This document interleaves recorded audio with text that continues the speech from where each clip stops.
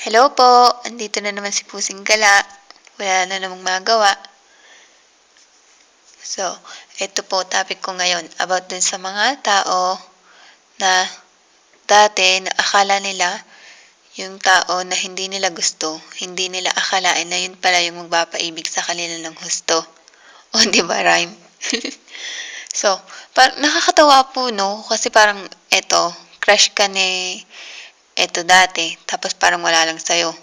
Tapos, habang tumatagal, habang nag-uusap kayo, habang parati kayo nagkukwentuhan, parati kayo nagsasabihan ng mga sikreto. So, parang nade-develop yung feelings nyo na, ang sarap-sarap nitong kausap, komportable ka na kausap siya, parang kahit ano, pwede mong sabihin sa kanya na magtitiwala ka. So, parang, ayun yung parang naiisip mo na, I'm starting to like her or like him, 'di ba? Tapos, ayun. So, habang tumatagal, mararamdaman mo na mas komportable ka na kausap siya, mas kumpara dun sa mga dating conversation ninyo na parang wala lang, sige magkaibigan, ganito, ganito, mas komportable lang kayo kausap yung isa't isa. So, habang tumatagal, nafe-feel mo na mas nagiging close kayo, mas nagiging open kayo sa isa't isa. So, parang maiisip mo na ah, parang kahit anong bagay pwede mong sabihin sa kanya. Tapos ayun, parang mas gugustuhin mo na parati siyang kausap, gusto mo na parating napapansin ka nung tao na yun. Di mo ba?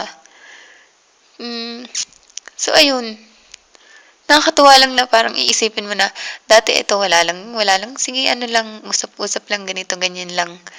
Tapos ayun, parang dahan-dahan, unti-unti na madi-develop talaga yung feelings. Depende rin po. Hindi ko lang sinasabi na lahat, no? Depende lang. Merong iba na nadi-develop as love. Meron namang nadi-develop lang as super close friends. So, nakakatawa rin naman yung nadi-develop as love. Kasi nga parang pag naging kayo na minsan maiisip nyo, dati ganito lang ayoko sa'yo dati ganyan, ganyan. So, ayun. Parang ang cute-cute lang, di po ba?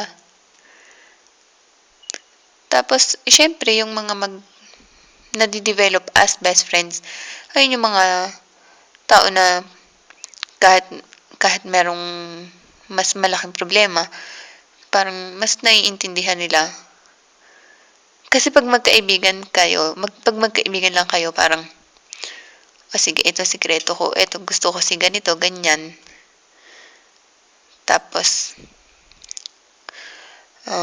pwede kanyang like payuhan. Kumbaga, sasabihin mo sa kanya na, si ano gusto ko pero ayaw niya sa akin. Pero pag na-develop mo na love, hindi mo pwedeng sabihin na ganun, 'di ba? Siyempre meron ng selos. So ayun, ang cute lang siguro. For me, it's cute. Ewan ko sa inyo, bahala kayo sa buhay nyo. Bye-bye!